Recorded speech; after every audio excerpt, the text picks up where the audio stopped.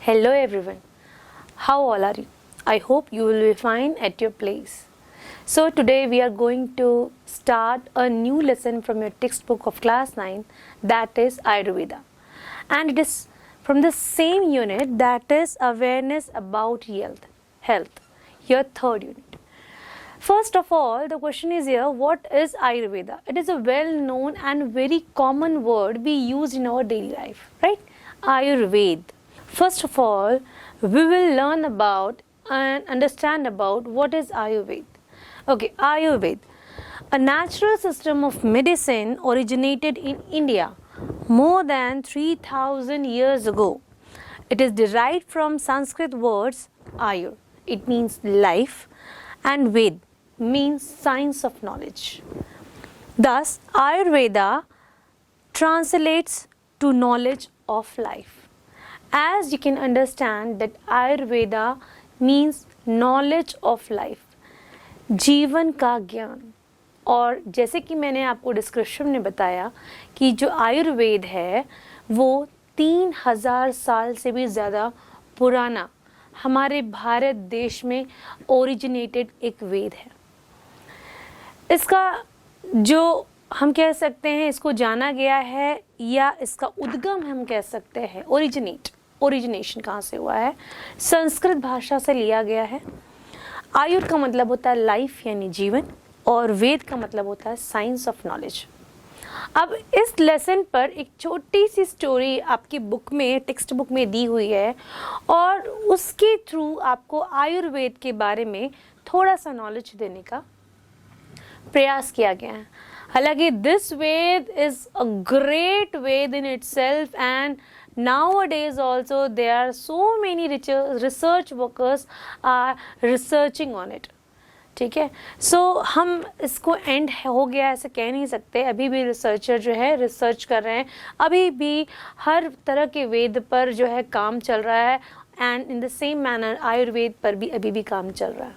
But if you understand ये कितना पुराना वेद है तो it is more than 3000 old years पुराना वेद है ये.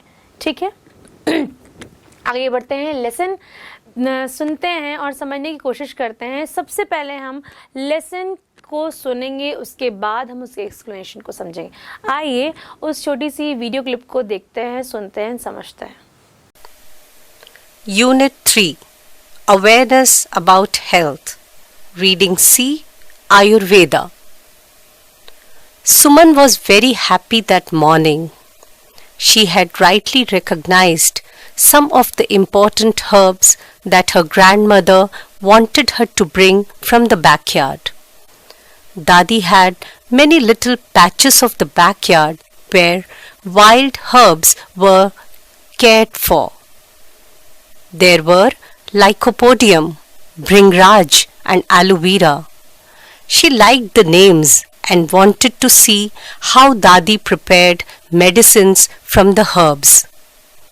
Dadi, we eat so many fruits and vegetables, but how do wild plants make medicines when some people say they are poisonous?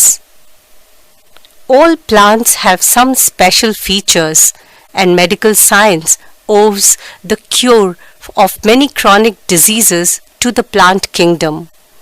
Nature opens itself to Ayurveda with a cure to the chemical and biological imbalance. Dadi, have you studied all about Ayurveda? Suman asked. I will have to study the whole of Ayurveda all my life.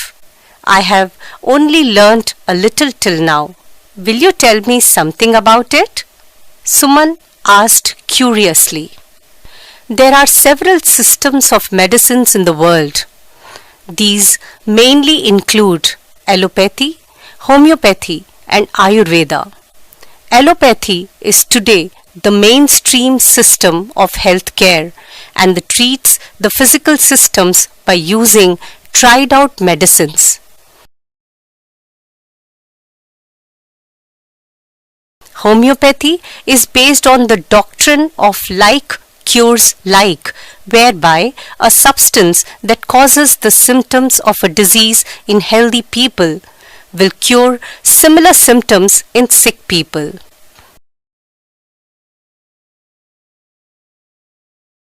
Ayurveda is the ancient Indian system of natural and holistic medicine. When translated from Sanskrit, Ayurveda means the science of life. The Sanskrit root Ayur means longevity or life, and Veda means science. While allopathic medicine tends to focus on the management of disease, Ayurveda provides us with the knowledge of how to prevent disease and how to eliminate its root cause if it does occur. How old is this science? Suman looked into Dadi's wrinkled face. Quite old. The knowledge of Ayurveda was passed on orally for thousands of years through the lineage of sages in India until it was collated into a text, said Dadi smiling. The oldest known texts on Ayurveda are the Charaka Samhita, Sushruta Samhita and the Ashtanga Hridaya. These texts detail the effect that the five elements found in the cosmic system, earth, water, air, fire, space, have on our individual system and expound on the importance of keeping these elements balanced for a healthy and happy life. Ayurveda places great importance on one's pathya for lifestyle, eating habits and daily routine. Ayurveda also provides guidance on how to adjust our lifestyle based on the change of seasons. According to Ayurveda, each person will be influenced by certain elements more than others. This is because of their prakriti or natural constitution. Ayurveda categorizes the different constitutions into three different doshas. Yes, according to Ayurveda, each one of us has a unique mix of three mind, body principles which are responsible for our unique physical, mental and emotional characteristics. These doshas are the governing principles of intelligence that literally govern everything in the universe, and therefore each one of us, including you. Dadi, what kind of doshas are they? Wrong things. Suman tried to confirm. The three doshas are known as Vat, Pitta and Kapha. Understand these three doshas and how to influence them, and you literally hold the reins of life in your hand. As the doshas govern everything, if you know how to balance them, you can eliminate ill health, create perfect balance, and therefore enjoy ideal health without any need for an external expert, doctor, guru, or anyone or anything outside your own self. According to Ayurveda, everything consists of different proportions of five fundamental elements: space, air, fire, water, and earth. Vat is expressed as space and air and is responsible for all communication and movement. Its qualities are light, dry, changeable, quick, cold and subtle, like the wind. Vat dosh, the space and air, energy that controls bodily functions as associated with motion, including blood circulation, breathing, blinking and your heartbeat. If kept in balance, it leads to creativity and vitality. When out of balance, it produces fear and anxiety. But Dadi, how is air, water, fire, or earth felt in our bodies? Suman looked confused. Listen carefully. Pith is seen as fire and a little bit of water. Pith governs all energy and transformation in our bodies and the universe. Its qualities are like fire, hot, intense, sharp, dynamic, sour, acidic, related to color, red, orange, yellow, etc. This is the energy that controls the body's metabolic systems, including digestion, absorption, nutrition, and your body's temperature in proper system. It leads to contentment and intelligence. Losing balance can cause ulcers and anger. Kapha is dominantly expressed as water and earth. As such, it is almost the exact opposite of Vata dosh. It is heavy, slow, non-changing, sweet and moist or oily. Kapha governs all structure and lubrication. This is the energy that controls growth in the body. It supplies water to all body parts, moisturizes the skin, and maintains the immune system.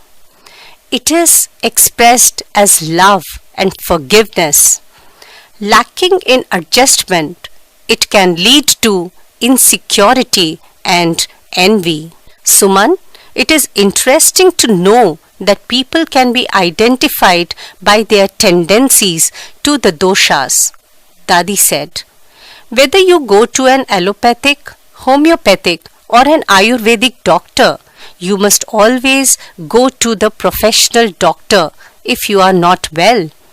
Taking any medicine without professional advice can be dangerous. Let's start the lesson. Suman was very happy that morning. Suman उस दिन बहुत खुश थी. भाई क्यों खुश थी आइए जानते हैं. She had rightly recognise some of the important herbs that our grandmother wanted her to bring from the backyard. Okay, देखिए 2-3 वर्ड है. हर्ब्स मतलब जड़ी बूटियाँ, बैकयार्ड मतलब घर का पीछे वाला आंगन, राइट है. ठीक, अब हम आगे बढ़ते लेसन में. तो वो इसलिए खुश थी क्योंकि अब उसने कुछ जड़ी बूटियों को पहचानना सीख लिया था, और वो जड़ी बूटियाँ जो उसकी दादी माँ ने उसे उसके घर के बैकयार्ड से लाने को कहा था. Dadi had many little patches of the backyard where wild herbs were cared of. तो दादी ने क्या किया था, बैकयार्ड में बहुत सारे लिटिल पैचेस बना के रखे थे, मतलब छोटी छोटी क्यारियाँ बना के रखी थी जहाँ पे उन्होंने बहुत सारे वाइल्ड हर्ब्स को ग्रो किया था और उनकी केयर करती थी वो. ठीक है. There were lycopodium, bhringraj, aloe vera. She liked the names and wanted to see how Dadi prepared medicines from the herbs. तो ये जो मेडिसिन्स थी उनमें कुछ मेडिसिन्स इस प्रकार थी, जैसे कि लाइसोपीडियम बताया, भृंगराज बताया, एलोवेरा बताया. ये सारे बहुत ही कॉमन नेम्स हैं जो आप सुनते हैं. कुछ बालों के लिए अच्छे हैं, कुछ स्किन के लिए अच्छे हैं, कुछ आपके अंदरूनी हेल्थ को या इम्यून सिस्टम को स्ट्रांग बनाने के लिए अच्छे हैं. Now, she liked the names and wanted to see how Dadi prepared medicines from the herbs. और उनको ये नाम बहुत पसंद थे. किसे पसंद थे? सुमन को ये नाम बहुत पसंद थे और वो ये जानना चाहती थी कि दादी जो है वो इन हर्ब्स का यूज़ करके किस तरीके से मेडिसिन्स को बनाती हैं. Dadi, we eat so many fruits and vegetables, but how do wild plants make medicines when some people say they are poisonous? तो वो सुमन जो है वो अपनी दादी से पूछती है कि दादी हम जो है बहुत सारे फल और सब्जियों को खाते हैं, लेकिन ये जो वाइल्ड प्लांट्स हैं ये एज ए मेडिसिन कैसे यूज़ हो सकते हैं जबकि हम कहते हैं कि ये पॉइजनस होते हैं. तो दादी इस पर रिप्लाई करती हैं, कहती हैं बेटा all plants have some special qualities, some special features, and medical science owes the cure of many chronical diseases to the plant kingdom. अब जैसे आप साइंस पढ़ते होंगे तो वहाँ पे आपने पढ़ा होगा plant kingdom and animal kingdom. ठीक है, ये क्या है, अबायोटिक थिंग्स के अंडर आता है. अबायोटिक थिंग्स कौन होते हैं? जो लिविंग थिंग्स होते हैं। बायोटिक थिंग्स के अंदर आता है, ये कौन होते हैं? जो लिविंग थिंग्स होते हैं। यहाँ पे हमने पढ़ा है plant kingdom and animal kingdom. तो यहाँ पे जो दादी कहती है कि हर प्लांट अपने आप में स्पेसिफिक फीचर रखता है, जो कि मेडिकल साइंस इसका बहुत बड़ा ऋणी है, क्योंकि ये जो है बहुत सारे ऐसे क्रोनिक डिसीज़ मतलब बहुत भयंकर बीमारियाँ, ठीक है, ऐसी बीमारियों को ठीक करने में हमारी मदद करता है। Nature opens itself to Ayurveda with a cure to chemical and biological imbalance. अब जो नेचर है वो क्या करता है, अपने आप को आयुर्वेदा के लिए उसने खोल के रखा है, ताकि जो केमिकल और बायोलॉजिकल इम्बैलेंस हो रहा है उसको क्या कर सके, नेचर की हेल्प के थ्रू क्या कर सके, वो ठीक कर सके। अगेन सुमन पूछती दादी से कि दादी have you studied all about Ayurveda? Suman पूछ रही है कि क्या दादी आपने आयुर्वेदा के बारे में सब कुछ पढ़ लिया, एच एंड एवरीथिंग? तो उस पर दादी कहती हैं I will have to study the whole of Ayurveda all my life, I have only learn a little till now. वो कहती हैं अगर मुझे आयुर्वेदा के बारे में सब चीज़ें पढ़नी है ना तो मुझे जीवन भर पढ़नी पड़ेंगी, और शायद इस जीवन में तो मैं पूरा पढ़ भी नहीं पाऊंगी, राइट? और अभी तक जितना भी मैंने पढ़ा है वो बहुत थोड़ा है, बहुत ही थोड़ा है। Will you tell me something about it? Suman asked curiously. Now Suman is so curious. Now here Suman is very curious. वो बहुत इच्छुक है, वो जिज्ञासु है, हम कह सकते हैं, वो जानने के लिए कि अब दादी क्या बताने वाली है, कि उसके बारे में, उसे आयुर्वेदा के बारे में और कौन कौन सा ज्ञान मिलने वाला है। There are several systems of medicines in the world. दादी बताना शुरू कर रही है अब कि इस दुनिया में मेडिसिन को लेकर के कई सिस्टम्स हैं। These mainly include allopathy, homeopathy and Ayurveda. और ये इनमें कौन कौन सी चीज़ें इंक्लूड है? Allopathy, homeopathy and Ayurveda. Allopathy जो है हम रेगुलर बेसिस पे आजकल डे टू डे यूज़ कर रहे हैं, जो डॉक्टर्स के पास जाकर के मेडिसिन लेते हैं उसे हम एलोपैथी के रूप में देखते हैं। होम्योपैथी में आपने देखा होगा कि कुछ मीठी मीठी गोलियों के साथ कुछ लिक्विड मेडिसिन डाल के आपको दिया जाता है, तो उसे आप होम्योपैथी उससे समझ सकते हैं। और आयुर्वेदा जो जड़ी बूटियों का रस निकाल करके जो मेडिसिन्स बनाई जाती हैं, या अर्क निकाल के उसका मेडिसिन्स बनाई जाती हैं, वो आयुर्वेदा के अंतर्गत आता है। Now, allopathy is today the mainstream system of healthcare and treats the physical system by using tried out medicines. तो वो कहते हैं कि जो एलोपैथी है वो जो है आजकल क्या हो रहा है, मेन स्ट्रीम सिस्टम हो गया है मेडिसिन का। बिल्कुल सही बात है, लोग पहले किसको प्रेफर करते हैं? एलोपैथी को प्रेफर करते हैं। क्यों? क्योंकि ये ऑलरेडी टेस्टेड है। आप जानते हैं जब भी साइंटिस्ट कोई भी मेडिसिन को मार्केट में लाते हैं उससे पहले उस पर रिसर्च होता है, उसको टेस्ट किया जाता है। उसको टेस्ट जो है ह्यूमन जैसी बॉडी रखने वाले एनिमल्स पे टेस्ट किया जाता है। समटाइम्स ये टेस्ट जो है रैट्स पे किए जाते हैं, समटाइम्स ये मंकीज़ पे किए जाते हैं एंड समटाइम्स पे अदर एनिमल्स पे किए जाते हैं, ठीक है। उस पर इनके इफ़ेक्ट्स देखे जाते हैं और अगर उन पर की बॉडी पर ये इफ़ेक्ट सही होते हैं उसके बाद ही ये जो मेडिसिन हैं उनको मार्केट में लॉन्च किया जाता है ताकि ह्यूमन बीइंग इसको क्या कर सके, यूज़ कर सके। ओके, हम आगे बढ़ते हैं। Homeopathy is based on the doctrine of the like cures like, whereby a substance that causes the symptom of a disease in healthy people will cure similar symptoms in sick people. तो अब ये बात हुई allopathy की। जो homeopathy जो work करता है, डॉक्टराइन मतलब प्रिंसिपल्स पे काम करता है और वो डिफरेंट प्रिंसिपल्स पे काम करता है। ये किसी को क्योर भी कर सकता है और किसी को नहीं भी कर सकता। देखिए, सबकी बॉडी कि जो नेचर है वो डिफरेंट है, कहने का मतलब इतना ही है। हर किसी की तासीर अलग है, हर किसी का बॉडी का नेचर एंड उसका बिहेवियर अलग है। तो कुछ मेडिसिन जो हैं वो हमको सूट कर सकती है, हमको बहुत बेनिफिट कर सकती हैं, लेकिन उनकी कुछ मेडिसिन जो हैं वो क्या करती हैं, सिक पीपल को उतनी मेडिसिन हेल्प नहीं कर पाती हैं। तो जो होम्योपैथी में ये बताना चाह रही हैं कि ये जो डॉक्टराइन या प्रिंसिपल्स पे बेस्ड है और इस वजह से क्या हो रहा है, ये कुछ डिजीज़ों से या कुछ डिसीज़ से पीपल को हेल्दी बनाती है, लेकिन कुछ सिक पीपल को उतना हेल्प नहीं कर पाती है, ठीक है। अब Ayurveda is the ancient Indian system of natural and holistic medicine. तो जो आयुर्वेदा है, अब उसके बारे में चर्चा हो रही, डिस्कशन हो रहा है कि जो आयुर्वेदा है वो क्या है, वो एंशिएंट इंडिया मतलब बहुत पुराने भारत का क्या है, एक नेचुरल मेडिसिन देने का तरीका है। When translated from Sanskrit, Ayurveda means the science of life. और जब इसको संस्कृत में ट्रांसलेट किया जाता है तो आयुर्वेदा का मतलब होता है साइंस ऑफ लाइफ, यानी जीवन का विज्ञान। The Sanskrit root ayus means longevity और लाइफ। और जो संस्कृत के रूट्स हैं जहाँ आयुर का मीनिंग होता है लॉन्गेविटी, यानी लाइफ भी हम कह सकते हैं। आगे बोलते हैं कि एंड वेदास मीन्स साइंस, और वेदा का मतलब साइंस है, जैसे कि मैंने आपको इस चैप्टर के शुरू में ही बताया है। While allopathic medicine tends to focus on the management of diseases, Ayurveda provides us with the knowledge of how to prevent diseases and how to eliminate its root cause if it does occur। तो यहाँ पे बात हो रही है, जो allopathy है वो मेडिसिन जो है टेंड करती है, मतलब वो डायग्नोस करती है और किस तरीके से उन डिसीजेस को मैनेज किया जाए इस पर वर्क करती है।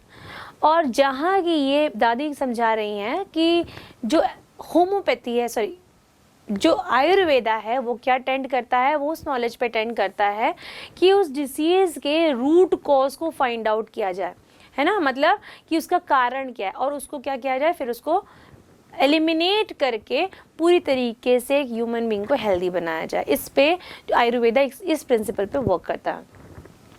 नाउ अगेन सुमन जो है वो अगेन क्वेश्चन करती है कि how old is this science. Suman looked into Dadi's wrinkled face. दादी के रिंकल्ड मतलब झुर्रियों वाले फेस पर देख करके सुमन पूछती है कि दादी ये जो साइंस है ये कितने साल पुराना है। सो वो कहती क्वाइट ओल्ड, कुछ साल पुराना। The knowledge of Ayurveda was passed on orally for thousands of years through a lineage of sages in India until it was collated into a text, said दादी स्माइलिंग। क्वाइट ओल्ड बोलते हुए थोड़ा मुस्कुरा देती हैं क्योंकि उनके कहने का मतलब था ये काफ़ी पुराना है। आगे वो एक्सप्लेन करती हैं कि द नॉलेज ऑफ आयुर्वेदा, जो आयुर्वेदा का ये जो ज्ञान है ये ओरली मतलब मौखिक रूप से पास ऑन किया जा रहा है हजारों वर्षों से। साधुओं ने अपने अपने जो पिलग्रिमेज से, मतलब जो उनको फॉलोअर्स थे उनको क्या किया है, अपना ज्ञान पास ऑन किया है। तो दादी कहती हैं कि ये जो ज्ञान है बहुत साल पुराना है और ये जो है ओरली अपने जो सेजेस है उन्होंने अपने जो पिलग्रिमेज से या उनके फॉलोअर्स थे, पिलग्रिम्स थे एक्चुअली, उनको क्या किया है, फॉलोअर्स को ओरली ट्रांसफर किया, ज्ञान दिया है। The oldest known texts on Ayurveda are the Charak Samhita, Sushruta Samhita and the Ashtanga हृदया।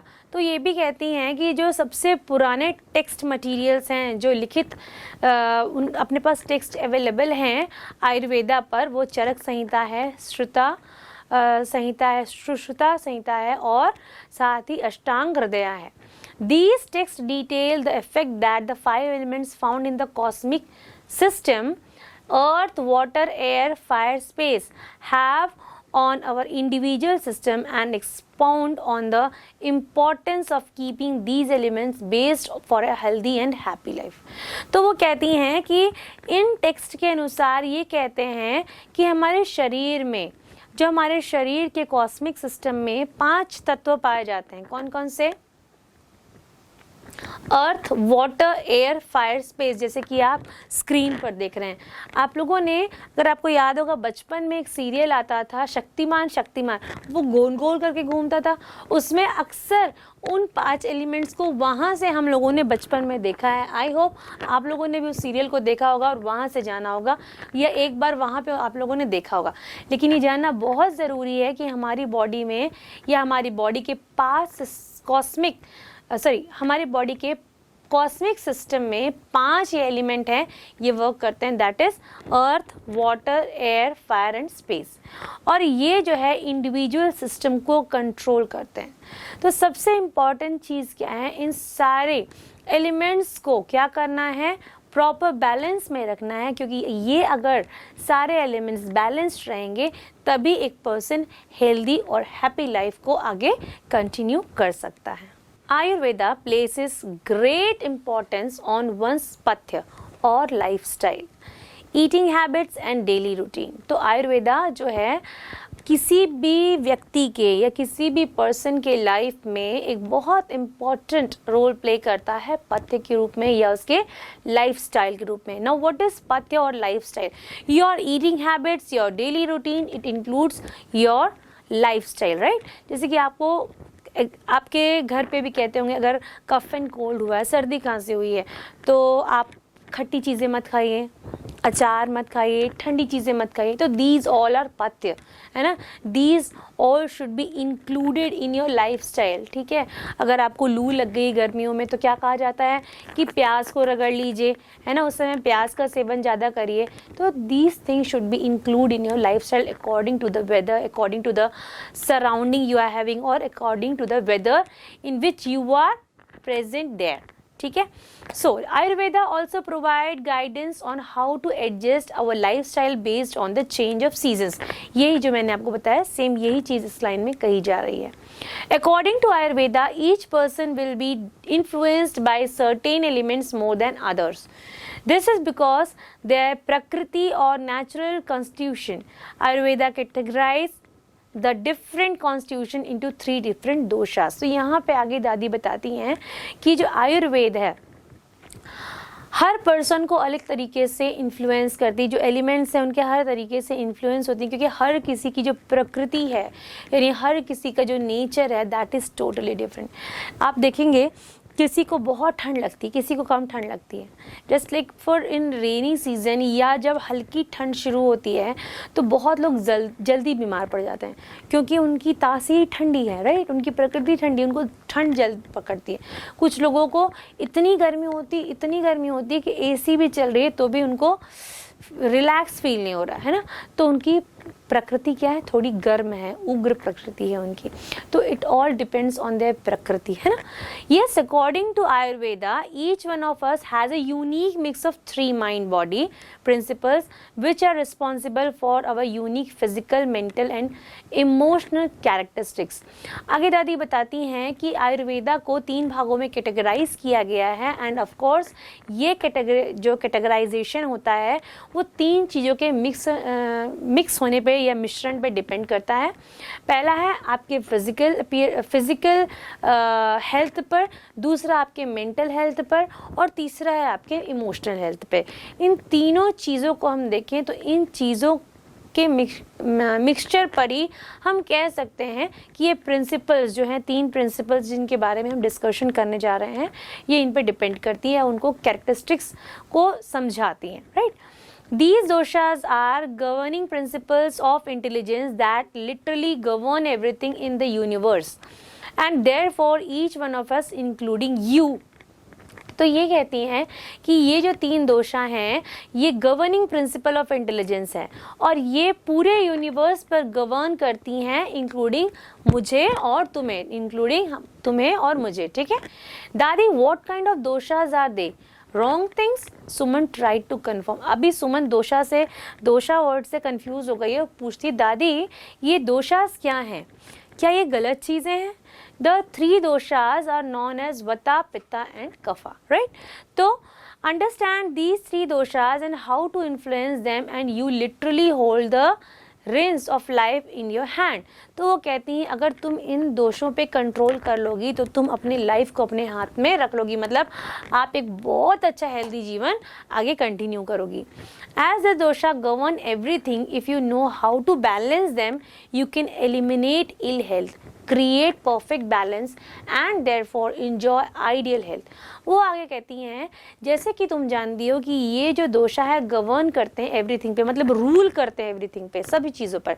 तो अगर तुम इन पर बैलेंस बना लोगी तो तुम एलिमिनेट क्या कर लोगी, अपने बुरी हेल्थ को एलिमिनेट कर लोगे अपनी लाइफ से, एक अपने लाइफ को परफेक्ट बैलेंस दोगी और आइडियल हेल्थ को इंजॉय करोगी without any need for an external expert, doctor, गुरु और एनीवन और anything outside your own self. वो कहती हैं कि बिना किसी गुरु के, बिना किसी के एक्सटर्नल एक्सपर्ट के, बिना किसी डॉक्टर के आप ये खुद कर सकती हो।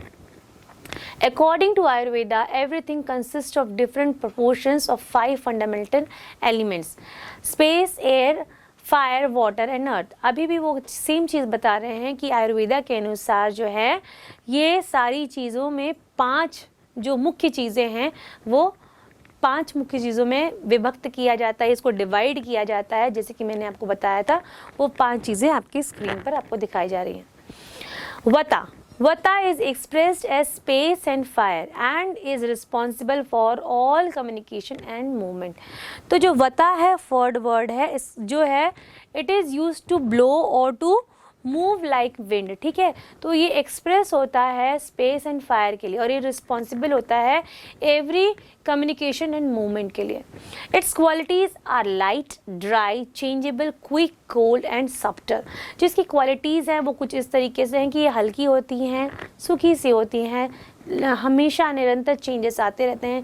क्विक मतलब जल्दी होती है, कोल्ड हो जाता है। लाइक द विंड, हवा की तरह होती है, राइट।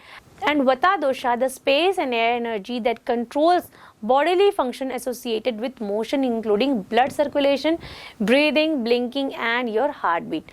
तो जो वत दोषा है या वता दोषा है जो कि स्पेस एंड एयर से क्या है एसोसिएटेड है, तो ये हमारे बॉडीज़ के किन किन फंक्शन को अफेक्ट करती है। सबसे पहले हमारे बॉडी में जो मूवमेंट्स होते हैं उनको, हमारे बॉडी के मोशंस को, ब्लड सर्कुलेशन को, ब्लड सर्कुलेशन मतलब बॉडी में जो खून चल रहा है उसको, हमारी ब्रीदिंग को, किस तरीके से हम एक्सेल इनहेल करते हैं उसको, हमारी ब्लिंकिंग को, ब्लिंकिंग मतलब दिस, और इसके बाद हमारे हार्ट बीट को, सब चीज़ों को ये कंट्रोल करती है। If kept in balance, if leads in balance, it leads to creativity and vitality. When out of balance it produces fear and anxiety. अगर सारी चीज़ें नॉर्मल हैं तो हम इस दोष के कारण क्या कर सकते हैं, क्रिएटिव हो सकते हैं और वाइटल मतलब डिफरेंट वे में सोच सकते हैं, अलग अलग वे पे काम कर सकते हैं। लेकिन अगर ये दोषा आउट ऑफ कंट्रोल है या इन पर हमारा कंट्रोल नहीं है तो ये हमें एंजाइटी देगा, फियर देगा, स्ट्रेस देगा, ये सारी चीज़ें ये दोषा हमें देता है, right. But Dadi, how is air, water, fire और earth felt in our body? Suman looked confuse. अब सुमन कंफ्यूज है कि हमारी बॉडी में ये 5 तत्व कैसे दिखाई देते हैं।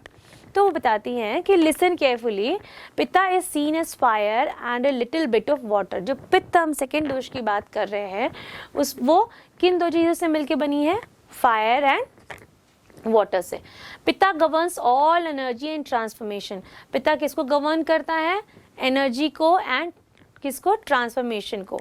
इन our bodies and the universe, कहाँ कहाँ पर, हमारे बॉडी में भी और यूनिवर्स में भी। Its qualities are like fire, hot, intense, sharp, dynamic, sour, acidic related to the color. This is the energy that controls the body metabolic system.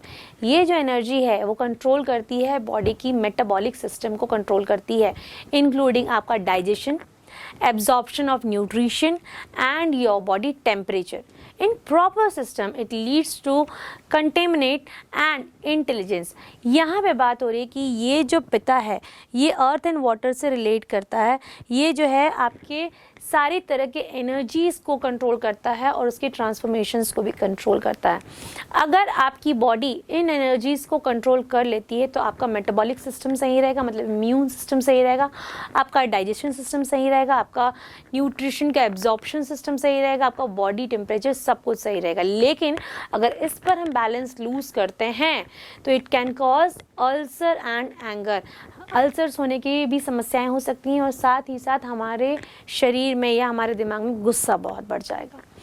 फिर बात आती है कफा, जो कि थर्ड दोष है, is dominantly expressed as water and earth. ठीक है, अब ये बचे हुए वाटर एंड अर्थ पे डोमिनेंटली एक्सप्रेस किया जाता है। As such it is almost the exact opposite of vata dosha. ये बिल्कुल vata dosha के विपरीत है. It is heavy, slow, non-changing, sweet and moist. इसकी प्रकृति कुछ इस तरीके की होती है कि ये भारी होता है, धीमा होता है और अपरिवर्तनीय होता है और मीठा सा थोड़ा सा मॉइस्चर लिए होता है. जैसे कि आपने कफा महसूस किया होगा जब आपको कोल्ड एंड कफ हो जाता है, तो उसमें आपने जिस तरीका का अंदर मटेरियल या चिपचिपा सा लिक्विड एक महसूस किया होगा at the time you are suffering from cold and cough, उस समय आपने महसूस किया होगा. Kapha governs all the structure and lubrication. Lubrication मतलब एक एलिमेंट होता है जो लिक्विड होता है, जो ल्यूब्रिकेट होता है, जो घर्षण करने में मदद करता है. This is the energy that controls growth in the body. और ये जो है आपके बॉडी में ग्रोथ को कंट्रोल करती है. अब देखो हम छोटे होते हैं पहले, ठीक है, छोटे से बच्चे होते हैं, उसके बाद बढ़ते जाते हैं हमारी बॉडी बढ़ रही, मतलब हमारे जॉइंट्स भी हो रहे हैं. अब इन जॉइंट्स में वर्क कैसे हो रहा है, ये बॉडी का ये पार्ट कैसे हिल रहा है, क्योंकि यहाँ कोई ना कोई लुब्रिकेंट पार्ट है. ठीक है, ये ऊपर नीचे कैसे हो रहा है, क्योंकि यहाँ पे भी कोई ना कोई लुब्रिकेंट पार्ट है, या बोन इस तरीके से फिक्स है कि ये क्या हो पा रहे हैं, हिल पा रहे हैं. ठीक है, तो यही सब काम होता है वत्ता का, right. This is the energy that controls growth in the body. It supplies water to all body parts, moisturize the skin and maintain the immune system. बिल्कुल सही बात है. वता दोषा जो होता है, सॉरी कफा दोषा जो होता है वो क्या करता है, हमारे पूरी बॉडी में वाटर का सप्लाई प्रॉपरली करता है. आपको पता है हाइड्रेट रहना कितना ज़रूरी है, not only for the skin purpose but also आपकी बॉडी के लिए भी. आपकी बॉडी में वाटर की प्रॉपर क्वांटिटी होना बहुत ज़रूरी है, राइट, ताकि स्किन भी मॉइस्चराइज हो सके, आपका इम्यून भी मेंटेन रह सके, और साथ ही it is expressed as love and forgiveness. और ये क्या एक अदर क्वालिटी देता है, प्यार और माफ़ी की क्वालिटी को देता है अगर ये ठीक है तो. Lacking in adjustment it can lead to insecurity and envy. अगर कफा में किसी भी तरह का दोष उत्पन्न होता है या उसको हम कंट्रोल नहीं कर पाते हैं, तो प्यार और दया या किसी को माफ़ करने की जो भावना है वो हट जाती है. तब आती इनसिक्योरिटी की भावना, द्वेष की भावना, जलन की भावना. ये सारी भावनाएं हमें क्या हो जाती हैं, आने लग जाती हैं. आइए आगे देखते हैं लेसन में और क्या है. Suman, it is interesting to know that people can be identified by their tendencies to the doshas. Dadi said, whether you go to allopathy, homeopathy or any Ayurvedic doctor, you must always go to the professional's doctor. If you are not well, taking any medicine without professional advice can be dangerous. And में दादी केवल इतना ही कहती हैं कि बेटा ये बहुत इंटरेस्टिंग बात है कि लोगों को आप उनकी टेंडेंसीज या नेचर के हिसाब से जानें. आप कभी भी बीमार पड़ते हैं, आप किसी भी मेडिसिन की स्ट्रीम में जाइए, whether it is allopathy, whether it is homeopathy, whether it is Ayurveda, right, but you must always go to the professionals. और कभी भी इन प्रोफेशनल्स के गाइडलाइंस के बिना या गाइडेंस के बिना हमें मेडिसिन नहीं लेनी है, क्योंकि ये आगे हमारे लिए डेंजरस हो सकते हैं. So in this way we have completed the explanation of this lesson. चलिए let's move towards the meaning of this few words. Doctrine. Doctrine का मीनिंग होता है अ सेट ऑफ प्रिंसिपल्स और बिलीव्स. एलिमिनेट का meaning होता है to remove completely. Cosmic system का मतलब होता है बिलोंगिंग और related to the universe. Dominated का मतलब होता है to be the most powerful और इम्पॉर्टेंट. स्टेडीनेस होता है not likely to change quickly. Tendency का मतलब होता है एन अनप्लेजेंट हैबिट और action that keeps on occurring. So now moving towards the comprehension section. Answer the following question की तरफ जाते हैं. पहला क्वेश्चन आपका स्क्रीन पर कुछ इस तरीके से है. What was the task given to Suman by her dadi. तो जैसे कि आप जानते हैं to bring some herbs from the backyard, कि आप आंगन में जाइए और वहाँ से कुछ हर्ब्स को लेके आइए. वाई डिड दादी नीड द हर्ब्स. दादी को हर्ब्स क्यों चाहिए था, टू प्रिपेयर मेडिसिन. ठीक है, अब उसके बाद है कि list the various system of medicine prevalent in the world. तो जैसे कि आप जानते हैं 3 सिस्टम है. पहला है एलोपैथी, फिर homoeopathy and then Ayurveda. How are 3 systems of medicine different from one another. आइए इस पर देखते हैं, थोड़ा लंबा आंसर है, इसे समझने की कोशिश करते हैं। As you all know, allopathy deals with the treating of the physical system by using tried out medicine. जैसे मैंने आपको बताया था कि एलोपैथी हमेशा उन मेडिसिन को यूज़ करती है जो किसी और पर ट्राई किया जा चुका है, मतलब फ्रूटफुल रहा है तभी ह्यूमन बीइंग पे आएगा, ठीक है। Homoeopathy is based on the doctrine of like cures like, whereby a substance that causes the symptom of a disease is healthy people will cure, similarly symptom in sick people। तो ऐसी बात है कि जैसे होम्योपैथी में मैंने पहले भी बताया था कि होम्योपैथी किस डॉक्ट्राइन पे बेस्ड है कि लाइक कर्स लाइक पे, मतलब कई बार ऐसा होता है कि कुछ चीज़ें जो हैं एक हेल्दी व्यक्ति के लिए सही होती है लेकिन एक सिक पीपल के लिए सही नहीं होती। इसका अपोजिट भी हो सकता है कि ये कभी कभी क्या होती है, ये एक्चुअली प्रकृति पे डिपेंड करती है कि आपका नेचर कैसा है, आपकी बॉडी किस चीज़ को एडॉप्ट करेगी, किस एलिमेंट को अच्छा एब्जॉर्ब करेगी, उस बेसिस पे ये उस प्रिंसिपल पे मेडिसिन काम करती हैं, हम कह सकते हैं। And Ayurveda is the ancient Indian system of natural and holistic medicine. जैसे कि मैंने आपको बताया था, Ayurveda provides us with the knowledge of how to prevent disease and how to eliminate its root cause if it does occur। तो आयुर्वेदा जो है focus करता है कि किस तरीके से डिसीजेस के रूट कॉज को फाइंड आउट किया जाए और किस तरीके से उनको एलिमिनेट करके पूरी तरीके से एक हेल्दी लाइफ एक पेशेंट को दी जाए। नेक्स्ट क्वेश्चन देखते हैं। Next question is what are the basic principles of Ayurveda. So there are 3 basic principles of Ayurveda, that is vata, pitta and kapha. Next question है what effects do the 5 basic elements in the universe have on us. तो question का meaning ये है कि जो 5 basic elements हैं इनका हमारे यूनिवर्स पर क्या प्रभाव पड़ता है। तो 5 basic elements in the universe are earth, water, air, fire and space, जैसे कि मैंने डिस्कस किया है। अब इसका हम पर क्या प्रभाव है, तो space and air is related to vata and it is responsible for all kind of communication and movement. जैसे कि मैंने पहले भी बताया है कि स्पेस और एयर जो है वो किससे रिलेट करता है, वता से। और हमारे बॉडी में जितने भी तरह के मूवमेंट्स है, चाहे वो ब्लड सर्कुलेशन से रिलेटेड हो या हमारी मूवमेंट से रिलेटेड हो, वता के कारण रिस्पॉन्सिबल है, ठीक है। Pitta is related to fire and little bit of water and it governs all energy and transformation in our bodies and the universe, and like the same kapha is dominantly expressed as water and earth, it governs all the structure and lubricant। जैसे मैंने बताया कि body हम move करते हैं, ये किस वजह से हो रही है, ल्यूब्रिकेशन की वजह से। सो ये किसका काम है, किस वजह से हो रहा है, किस बेसिक एलिमेंट के कारण हो रहा है, कफा की वजह से हो रहा है।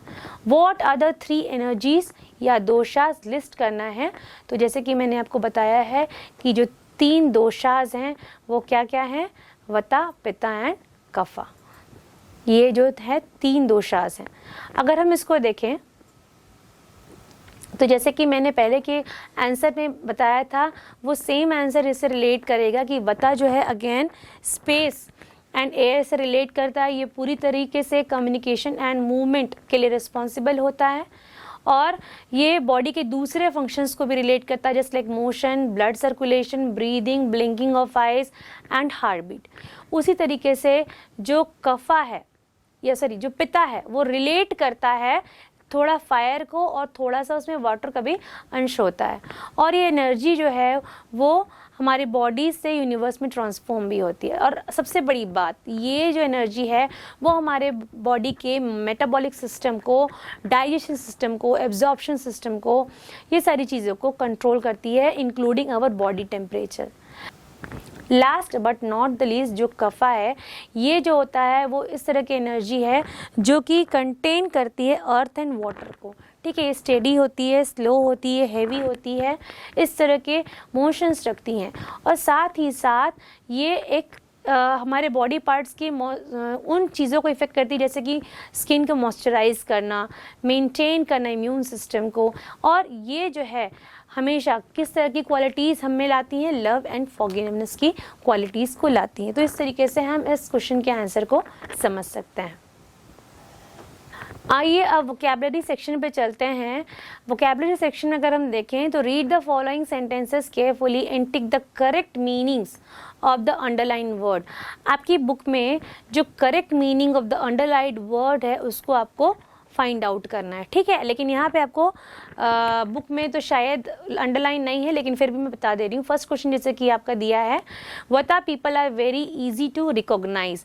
रिकॉग्नाइज को आइडेंटिफाई करिए और यहाँ पे 4 ऑप्शन है, mix up, identify, to be friendly with and socialise. तो यहाँ पे रिकॉग्नाइज जो रिलेट करता है वो है आइडेंटिफाई से।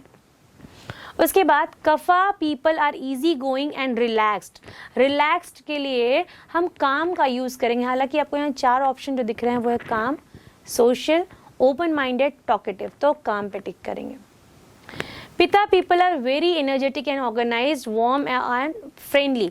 तो यहाँ पे ऑर्गेनाइज को अंडरलाइन करना है और यहाँ ऑर्गेनाइज का मीनिंग मतलब होता है वेल प्लान्ड, ठीक है।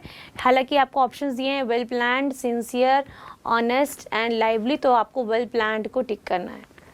यूजुअली 1 दोषा और 2 are dominant in a person.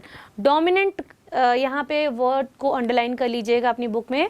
यहाँ आपको 4 एलिमेंट या 4 ऑप्शन दिए गए हैं, famous, powerful, exceptional and significant. तो पावरफुल होगा मतलब डोमिनेंट को रिलेट करेंगे पावरफुल से। अब fill in the missing words, missing letters to form the correct spelling of the words. तो यहाँ पे फर्स्ट आप देख रहे हैं जो ब्लैंक स्पेसेस को फिल करना है, आप क्लियरली देख सकते हैं। इसमें आयुर्वेदा की स्पेलिंग फिल कर लेते हैं। आइए हम लोग, AYURVEDA, आयुर्वेदा। नेक्स्ट वर्ड है डोमिनेंट, DOMINANT। थर्ड वर्ड है रिकॉग्नाइज, RECONIZE। नेक्स्ट है बैलेंस, BALANCE। फिर है mixture, MIXTURE। Then it is confident, CONFIDENT। इसके बाद नेक्स्ट क्वेश्चन पे चलते हैं जिसमें आपको ऑड वन आउट पे सर्कल करना है। आप देख रहे हैं फर्स्ट क्वेश्चन में आयुर्वेदा, होम्योपैथी, एलोपैथी, ये तीनों जो स्ट्रीम मेडिसिन के हैं, लेकिन मेडिसिन अलग से रिलेट कर रहा है, तो मेडिसिन पे एक सर्कल डालेंगे हम। उसी तरह सेकेंड क्वेश्चन में हम देखते हैं हेल्थ, पर्सनैलिटी, डाइट, न्यूट्रिशन, ठीक है। तो हेल्थ से सारी चीज़ें रिलेट करती हैं, हेल्थ से डाइट है, डाइट से न्यूट्रिशन, लेकिन personality is overall different from the other things. तो पर्सनैलिटी पे हम सर्कल करेंगे। फिर बात है कि organised, efficient, tidy, well ordered. तो ऑर्गेनाइज्ड, टाइडी और वेल ऑर्डर्ड एक जैसे हैं, लेकिन एफिशिएंट इज टोटली डिफरेंट। तो एफिशिएंट पे हम एक सर्कल करेंगे। फिर बात आती है एनर्जेटिक, एंथुसियास्टिक, टायर्ड, रिफ्रेशिंग। तीनों का मतलब एक है, बट जो टायर्ड है वो पूरी तरीके से, टायर्ड मतलब थका हुआ होता है, वो पूरी तरीके से अलग है। और उसके बाद है एग्रेसिव, रिलैक्स्ड, काम, कॉन्फिडेंट। तो यहाँ पे आप एग्रेसिव को सर्कल करेंगे क्योंकि बाकी रिलैक्स्ड, काम एंड कॉन्फिडेंट जो है वो एक साथ रिलेट करते हैं। सो अब I hope you understand this chapter and we will meet in our next lesson. Thank you so much and we will meet again. Till then, take care. Bye. See you soon.